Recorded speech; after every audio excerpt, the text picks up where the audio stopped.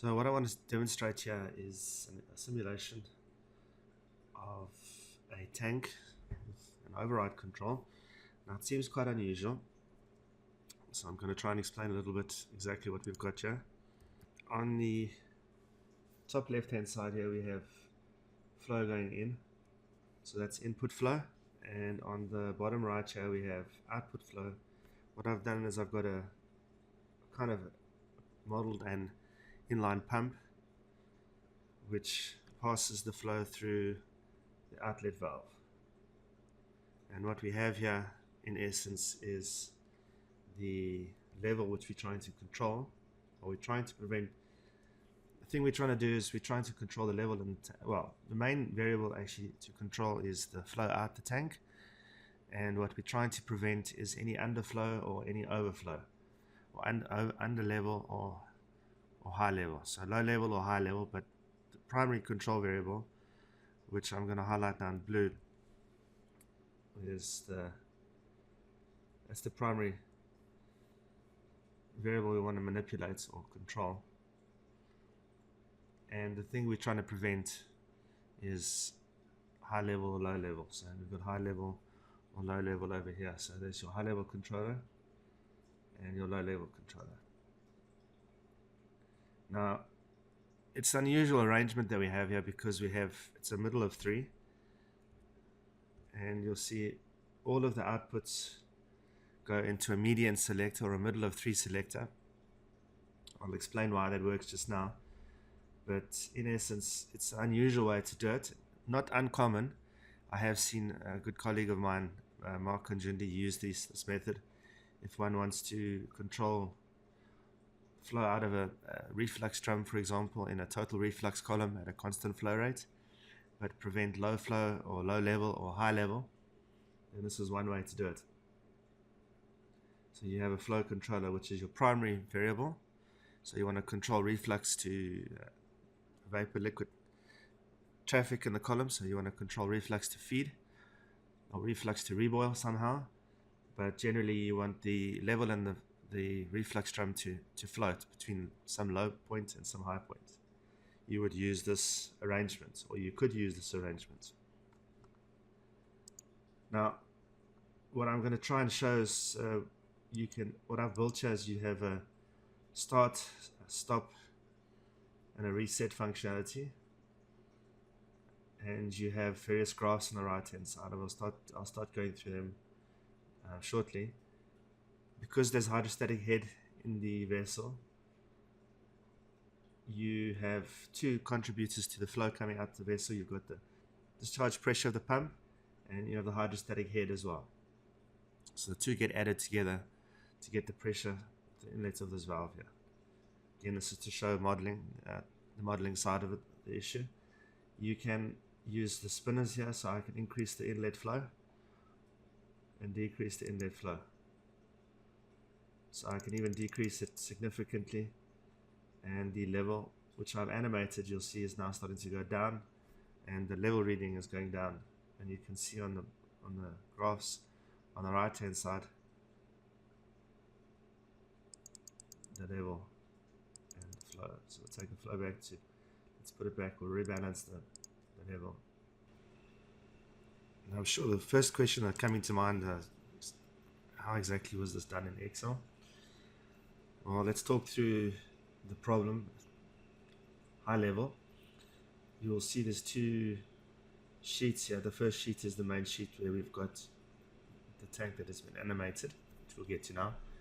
And on the right hand side here, I'm going to show you, we have this is the flow controller, and you can see the set point PV and the output. The output set point is tracking the PV perfectly, which is why you only see the red line which is in front. You have the high level controller, which is plotted on the bottom right here, and you have the low level controller, which is plotted on the top right. I will get to all of those plots just now as well. Again, you can see the PV in red, set points in blue, and the output in green. On the bottom right hand side, I have added the middle of 3 selector here, so you can see there's the middle of 3 selector, and what you can see and what I've shown very specifically is which of the 3 outputs is being selected. So the flow controller at this time is being selected, which is why the dotted or dashed red line overlaps the blue valve output signal. So yeah, this is just a historical plot, just makes it easier to see what's going on. So going back to the main question is, how is this done in Excel? If I change the sheet now, I'm going to stop the simulation. I'm going to go to the second sheet, which is input data. This problem that you have is in essence an Euler integration problem. So at each time interval, time t, I need to calculate a few variables. Let's start with a few of them. The first one we need to start worrying about is the mass balance in the vessel. So we need to calculate the exit flow. It's one of the first important things we need to calculate. The exit flow is a function of the level and the valve position. And obviously there's pressure involved here. So we're calculating the inlet pressure, which is some of the hydrostatic head. So there's the tank height, the CV and R of the valve, which we've specified, and the simulation step size. Calculate the volume, we calculate the height, and in essence we calculate the exit flow based on the inlet or the dP available over the valve, because we're assuming the pressure at the discharge side of the valve is constant. Calculate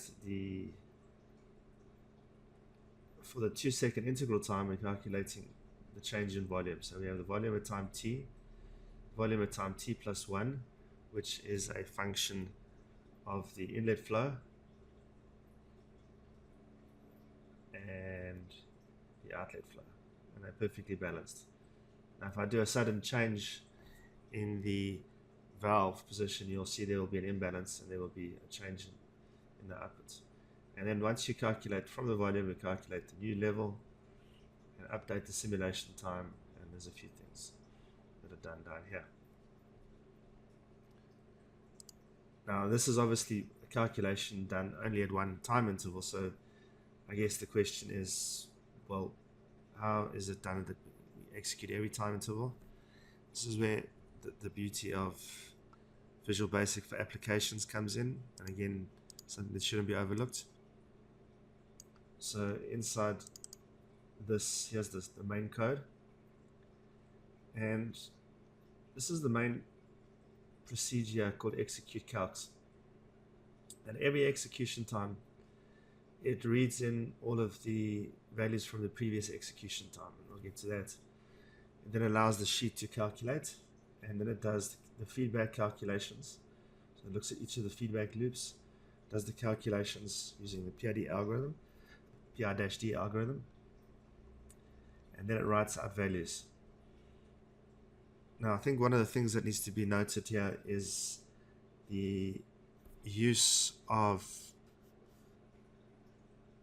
there's a couple of things that I'm using to make it look like everything's okay. I'm allowing this do events, which allows a user at any time interval to press on a control spinner to give it focus. So that's quite important to do. I'm calling some internal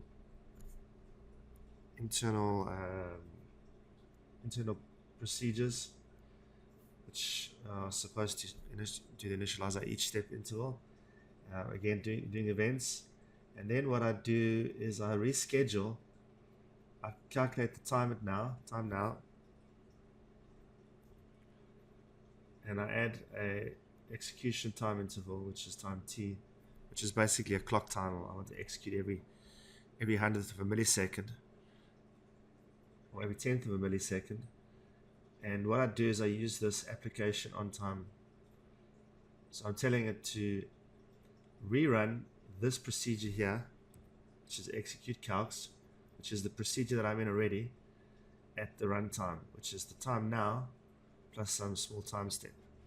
So I'm internally basically rescheduling this entire procedure reschedules itself, and at every time interval that it executes, it takes the values that are calculated from the previous simulation step time and moves them to the current simulation step time. So that's how I'm exploiting Excel to do the animation and to do the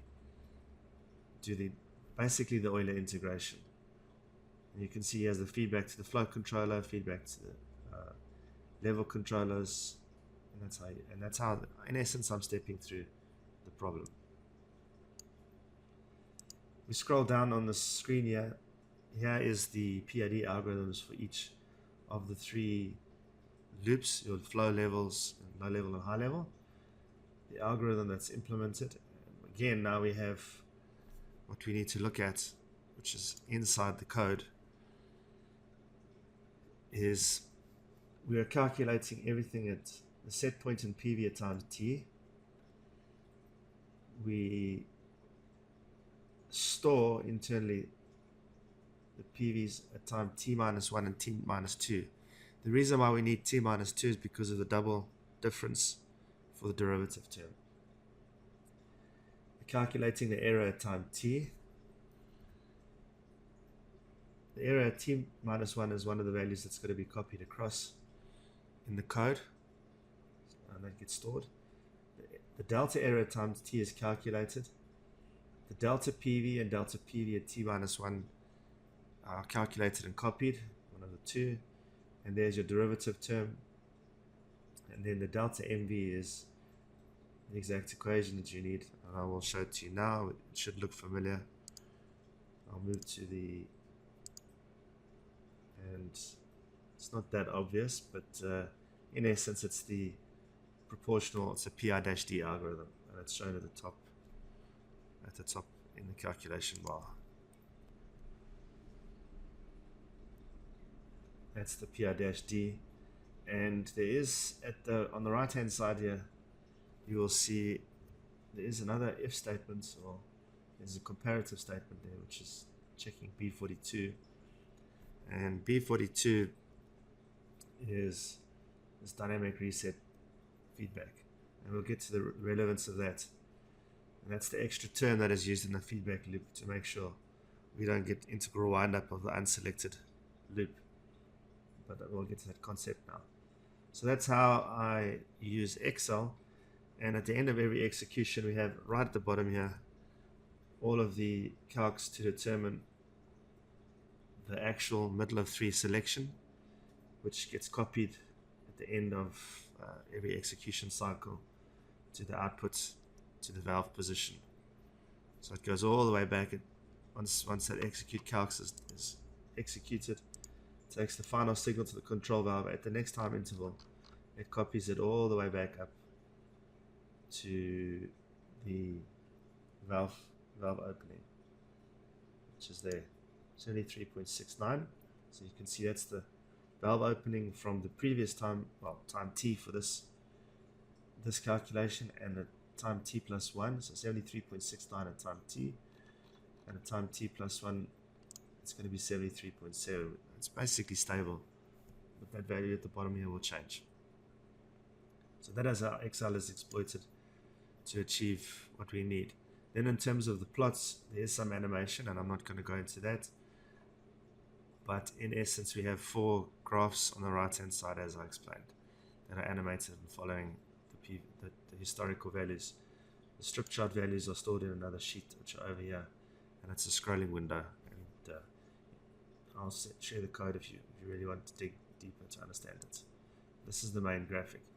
One of the things you'll notice, which I have also animated, is generally in industry, when you have a selector variable, you show the connections. So there's a connection here, you can see it, and there's a connection here, and there's the connection there. I'm just drawing next to the lines, but I'm just demonstrating. You'll notice that when the flow selector is selected, it's bold, and the other 2 lines are still shown, but they are much thinner, or they're grayed out. I'm going to show what happens just to demonstrate when it switches. We'll start the simulation, and what I'm going to do is I'm going to take the level down.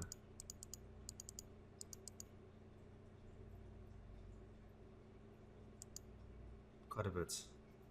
So the trick is now to watch. What we'd expect is the low level controller, as the PV gets close to 50, the low level controller should take over, and you should see the animation, the change. There it was. So I'm going to stop the simulation. You can see what happened was that went bold and that went basically grayed out or hidden. So it's showing you that the low signal selector is being chosen, and if you look down here, it shows you in the graphic LRC low has been selected, and you can see the output. If I see the output 70.42 is being used, you can see that it's the value there, whereas the actual flow controller is 73.34. It's trying to close back. So that's how the whole animation is being shown or graphically to the user. And this is a human machine interface protocol or method that is used for signal selectors, so that a panel operator can see which leg or which input to the selector is being used by the control system.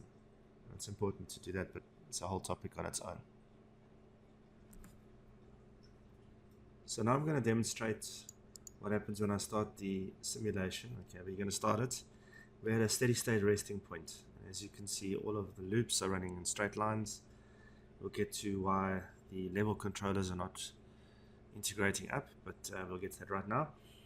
So now what I want to do is I'm going to inject a disturbance into the feed into the tank. I'm going to reduce the feed into the tank sufficiently that the level starts to drop. And what I want to show, we're going to drop it to 1 cube an hour. And what I want to demonstrate is how the transition occurs from the flow controller to the level of the low level override.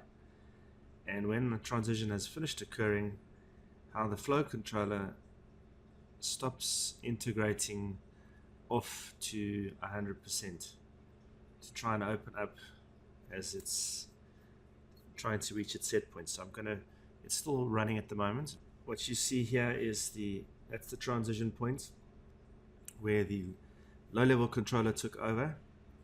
And what you'll notice is that the flow controller output doesn't actually start integrating to 100%. You'll notice the set point is 1.3 and the PV is 1. Now when I bring the simulator back into perspective, you can see after a while what has happened. There is a gap between the output of the flow controller, which is that's the output of the flow controller, and there's the output of the level controller, and you'll notice there's a gap here. Now that gap there, that delta OP, excuse my handwriting, is proportional to the gain and the error in the flow loop, and that is based on the external reset feedback. And if you continue to run the simulation, you will see that the flow controller remains in control at 50%. Not the flow controller, the level controller remains in control 50%. The flow controller output stops integrating at 69%, and the selected value from the level controller is at 61%, which is basically 1 cube an hour. So as you can see, the mass balance current PV is 1 and the input is 1. So the mass balance is being maintained by the level controller. And what you'll notice, which is quite important, is on the level controller there's a little bit of undershoot. So there's a little bit of undershoot here, but not significant, and the level controller lines out at 50%. And that's how the transition occurs on the low level side. So what I want to demonstrate now is what happens when I increase the flow slightly higher. Well, I'm going to take it to 1.4, actually to 1.6. So I'm going to increase the same perturbation, but in the opposite direction. First thing I want to show you is the effect that we have on when the flow controller takes over. I'm just going to stop the simulation there, and so that I can show you at this time point here where the flow controller took over. There was, what you can see is firstly the flow controller, the output of the flow controller, because of this reset effect, reset wind up effect, we have a fairly quick transition to the flow controller. You'll notice at this point that there's a difference between the output of the flow controller and the output of the high level controller. Now the high level controller is not taking over yet because we're still below the set point of 70%, and this gap is a function, again, this delta OP proportional to K times error, and this is where the K is the reset or gain, of the high level controller. So let continue and we let the level rise. Looking on the bottom right here, we can see the level of the high level controller, and we at about this point now, I'm going to stop it again.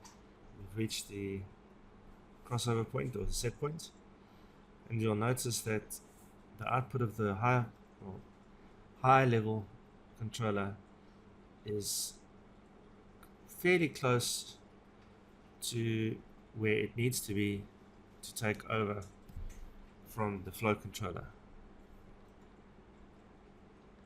and the output of the flow controller is 73. So we still have some, there's going to be some overshoot as it catches the level.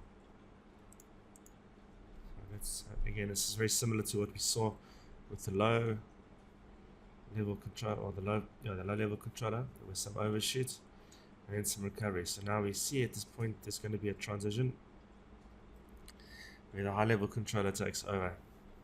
At this point in time, the high level controller is now manipulating the rundown valve. It's opening the rundown valve. The flow is increased above what's coming in, so we're now turning the level, and it is now got control of the level. Once again, notice the flow controller, its output is not actually integrating to 0. So you'll notice that the output, the flow controller's output, the set point is at 1.7, whilst the set point is at 1.3 and the PV is 1.6.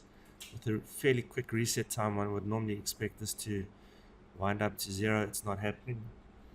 If you look over here, in fact, this gap stays somewhat constant. It's very similar. And again, it's a function of the gain times the error of the flow controller.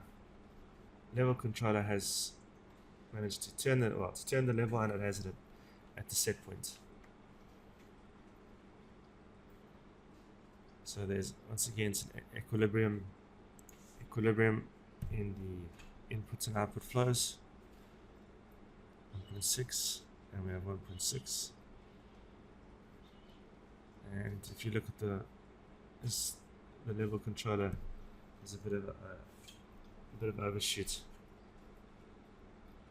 There was a bit of overshoot there, but again it recovered, and everything's alright. Other thing to notice, because of the error now, because we're at 70%, there's a fairly big error between 70 and 50. The other level controller, or the low level controller, is at 100% saturated. You'll actually notice in the simulation the calculated OP is slightly above 100. Now the simulation has been running for a while. We've reached a fairly steady operating point, and what I want to show is that once again the flow controller output has not integrated off to 0. It's sitting at 76%, and the high level controller, which is active, 83%. Now what I want to show is what happens if I disable external reset feedback on the flow controller, to show what happens when we transition back in this event. And the way this is done is, while we're in the stock position, I'm going to change the sheets, and I'm going to go to the flow controller and I'm going to disable its feedback and restart the controller. And you can see immediately the flow controller has no idea that it's not being selected, and because of the integral or reset time being fairly short, it saturates fully closed. Now what I'm going to do is reduce the input flow back to 1, or actually back to slightly below 1.3, and you can see now what happens.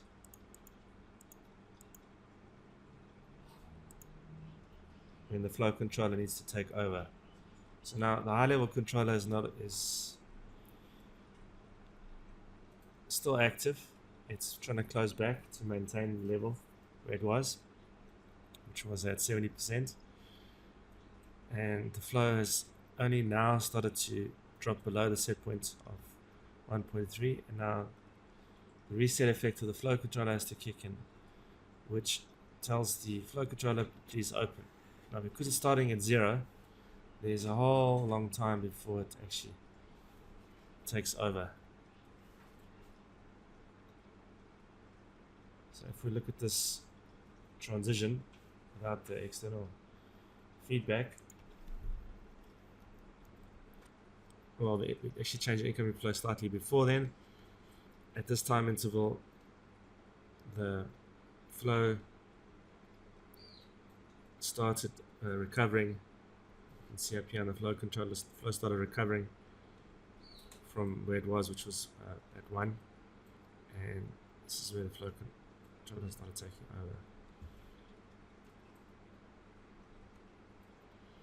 So we're in balance now. What's important to notice is this entire time flow controller had to integrate up to get to set point before it crossed over, which is not ideal. So that transition wasn't at all ideal.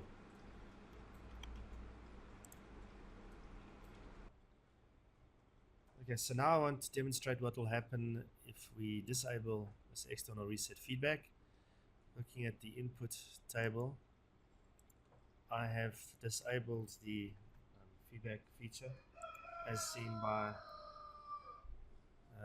all of these 3 areas here. So I've disabled the dynamic reset feedback. Going back to the main screen, we have it at the original starting condition, which is 1.3 cubes an hour coming in. And what we need to note is that the high flow controller, or high level controller, is saturated, the low level controller is saturated, and the main flow controller is operating. Now I'm going to inject exactly the same disturbance. I'm going to reduce the feed flow to 1 cube to drop the level, and let's see exactly and compare what the overshoot or undershoot is in this case. So we start the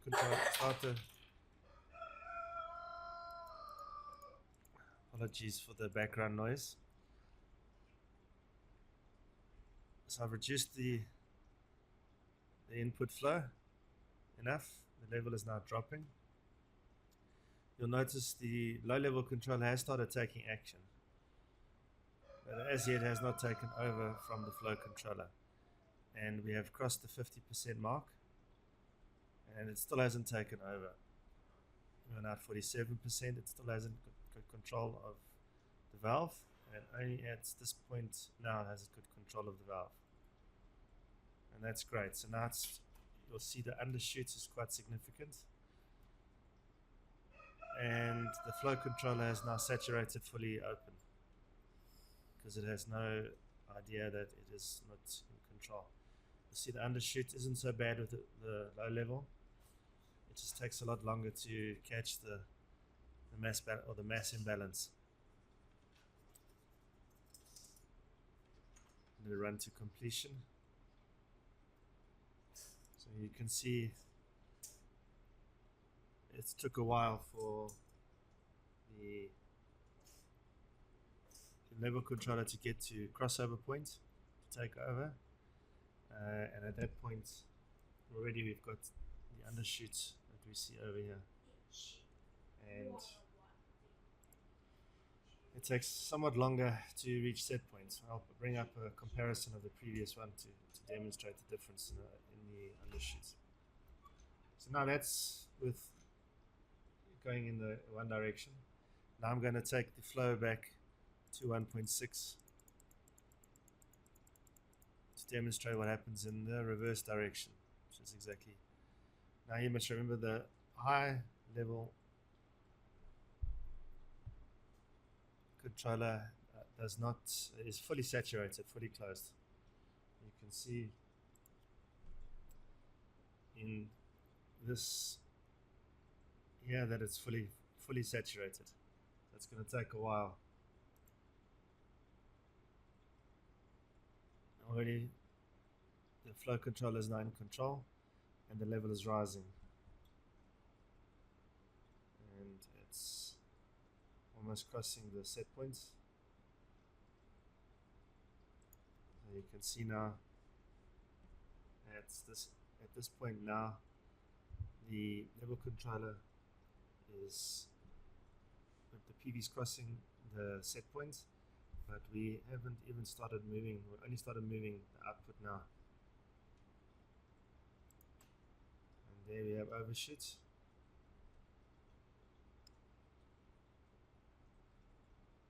And we leave it to, and still what's important to note is at this time still the level controller output is there and the flow controller is still active. So we're going to have more overshoots. Continue the integration. You can still see our level controller has not taken over, and we are still reaching a point where at this point you probably would have tripped on a high level on the plants, and even now at this time the high level controller still doesn't have control or is not manipulating the valve. You can see over here the flow controller is still active and the high level controller is not active.